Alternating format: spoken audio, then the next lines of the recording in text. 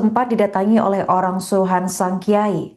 Tawaran pertama sebesar 300 juta rupiah, lalu meningkat menjadi 400 juta rupiah, namun seluruh tawarannya ditolak.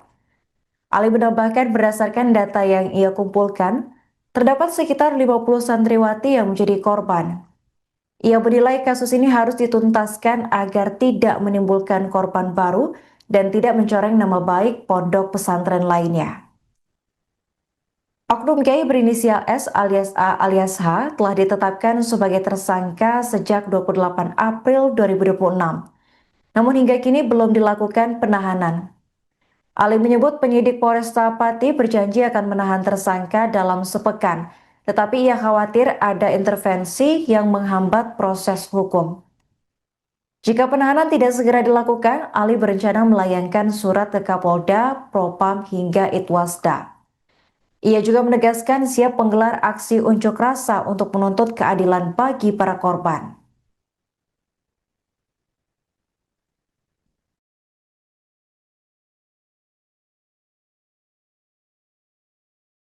Terima kasih teman-teman media. Perkembangan pada sore hari ini, kemarin saya di Polresta Pati, anggota atau penyidik atau Kasat menjanjikan minggu ini ditahan. Kita tunggu minggu ini ditahan. Seandainya kalau minggu ini tidak ditahan, kami akan ke Polda Jateng untuk bersurat ke Pak Kapolda agar segera ditangkap untuk tersangka inisial S itu. Pak, mungkin untuk di media sosial kan semakin liar ya Pak ya. Ada yang berasumsi atau beropini macam-macam. Ini dari jenengan sendiri menanggapinya seperti apa Pak? Ya memang, ini kasus di Pati ini kan korbannya 50 orang. Inisial S ini kan sudah viral. Ini berkaitan dengan pondok pesantren yang lain, mencangkut pondok-pondok pesantren yang lain. Maka dari itu, kalau ini tidak cepat ditahan, ini menjadi fitnah nanti. Ke depan menjadi fitnah. Saya mohon kepada pihak kepolisian cepat ditangkap itu inisial S ini. Pak, ini ada sejauh ini Pak ada komunikasi dengan terduga pelaku? Terduga pelaku kemarin memang sebelum ditetapkan tersangka ada win-win solution, salah satu dari suruhan dari tersangka ini menawarkan saya sebuah uang. Tidak main-main itu, oknumnya itu menawarkan saya senilai 300 juta. Itu pertama ada saksi itu. Saya tolak. Kenapa? Saya masuk di ranah ini selaku kuasa hukum, janji pada diri saya sendiri untuk mengungkap ini agar tidak ada korban yang lain, harus cepat ditetapkan tersangka dan harus ditahan. Berarti untuk tersangka ini uangnya banyak dong Pak? Wah, saya kira uangnya banyak Mas, karena dari pertama sudah ditawarkan 300 juta, kedua kali ditawarkan 400 juta. Itu saya tolak semua, tidak saya terima karena uang tersebut bagi saya ini tidak hak saya dan itu sebuah uang haram bagi saya. Berarti itu tidak 700 juta ya Pak, tapi 300 kemudian 300 dan 400. Berarti, pertama kali 300, kedua kali 400. Berarti 700 juta atau enggak. Berarti meningkat ya? Dia meningkat. Oke. Pak, mungkin tadi jenengan sampaikan udah tersangka. Apakah itu udah ditetapkan tersangka atau? Sudah. Surat sudah dikirim ke pihak korban itu tanggal 28 April sudah ditetapkan tersangka. Maka kita dorong, wah ini kalau saya takutnya masuk angin Mas. Banyak sih tersangka tidak ditahan. Banyak kasus-kasus perkara yang ditangani oleh kepolisian, tetapkan tersangka tapi masih berkeliaran. Ini saya dorong, selaku advokat atau kuasa hukum, saya dorong penuh minggu ini paling lambat minggu depan. Kalau memang minggu depan tidak ditahan, saya bersurat ke Kapolda, ke Propam, ke Itwasda, nanti kita unjuk rasa ke sana, cepat ditetapkan harus ditahan itu. Oke. Pasal yang menjadi korban dan diberi kita Rumah dari oknum kiai pelaku pelecehan terhadap 50 santriwati di bawah umur digeruduk oleh ribuan orang pada Sabtu 2 Mei 2026 siang. Masa menggeruduk kediaman pelaku bernama Ashari yang bertugas sebagai pengasuh pondok pesantren Dolo Kusumo, Kecamatan Togowungu Pati. Adapun aksi unjuk rasa tersebut dilatar belakangi oleh rasa geram warga terhadap Ashari yang desas-desus kejahatannya sudah terjadi sedari lama. Untuk informasi selengkapnya akan dilaporkan langsung oleh jurnalis Tribun Jateng, yakni rekan Maska Hauzan. Baik rekan Maska, bisa disampaikan bagaimana situasi unjuk rasa tadi yang dilakukan oleh ribuan warga di kediaman pelaku? Apakah sempat terjadi kericuhan? Baik rekan Arin dan juga Tribuners, terima kasih. Saya laporkan dari Pati, Jawa Tengah bahwa siang sampai sore hari ini, Sabtu 2 Mei 2026, ribuan orang berunjuk rasa di Desa Telogosari, Kecamatan Telogowungu, Kabupaten Pati, tepatnya di depan Pondok Putri yang juga satu kompleks dengan kediaman dari terduga pelaku pencabulan terhadap santriwati yang bernama Ashari. Untuk diketahui, ribuan orang ini dikomandoi oleh kelompok Aliansi Santri Pati untuk Demokrasi atau Aspirasi dengan korlapnya Cak Ulil.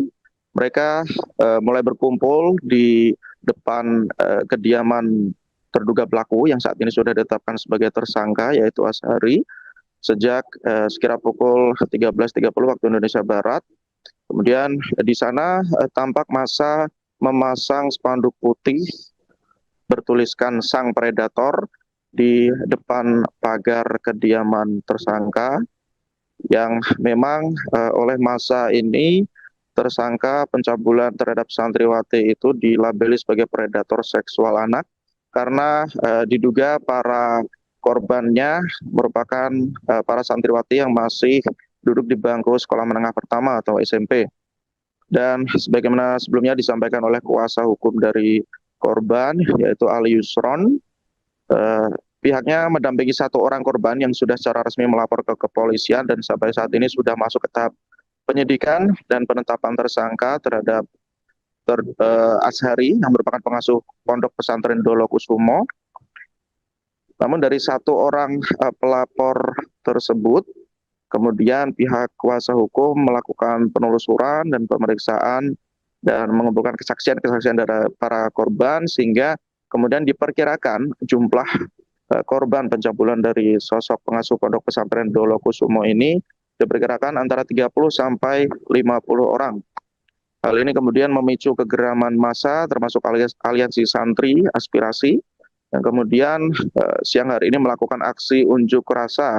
Selain membawa berbagai spanduk dan poster yang berisi sindiran dan kutukan terhadap tindakan kejahatan seksual di pondok pesantren, massa juga secara bergantian berorasi, termasuk warga setempat, para pemuda desa Telogosari juga bergantian menyampaikan keluh kesah mereka, keresahan mereka terhadap sosok tersangka, dan sempat terjadi sedikit kericuhan seperti itu ketika massa menuntut agar pengurus yayasan secara resmi menyampaikan klarifikasinya, meskipun mereka tidak bertemu langsung dengan sosok tersangka, karena yang bersangkutan yaitu tersangka bernama Ashari sudah tidak berada di lokasi.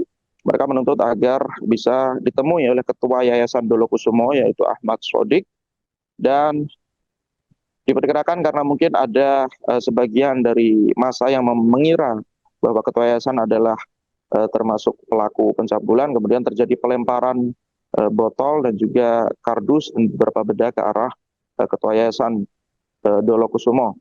Namun secara umum aksi ini berlangsung tertib dan tidak terjadi gesekan yang berarti sampai massa meninggalkan lokasi aksi unjuk rasa sekitar pukul 3 atau 15.00 waktu Indonesia Barat, dan massa meninggalkan lokasi setelah mendapatkan jawaban dari Ketua Yayasan Dolo Kusumo yang saat itu juga langsung menemui mereka dan memberikan jawaban atas tuntutan-tuntutan yang disampaikan oleh massa. Demikian rekan Arin.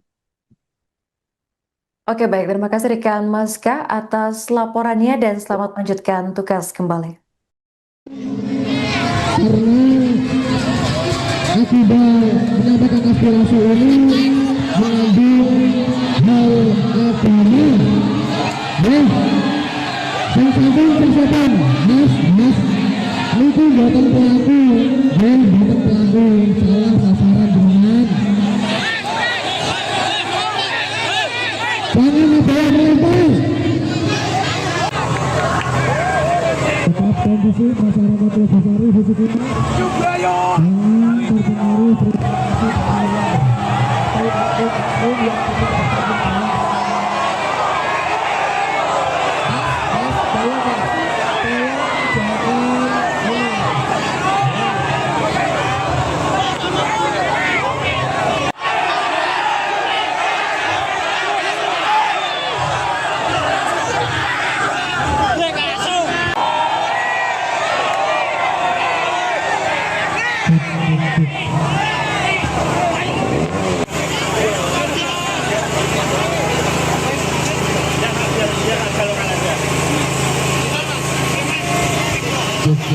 Mewakili dari masyarakat, pemuda dan santri Desa Tlogosari. Bisa disampaikan Mas keresahannya Mas? Saya merasa resah karena yang bersangkutan mengatasnamakan pondok pesantren ini merusak citra nama pondok pesantren dan khususnya kepada NU dan kepada nama desa Tlogosari.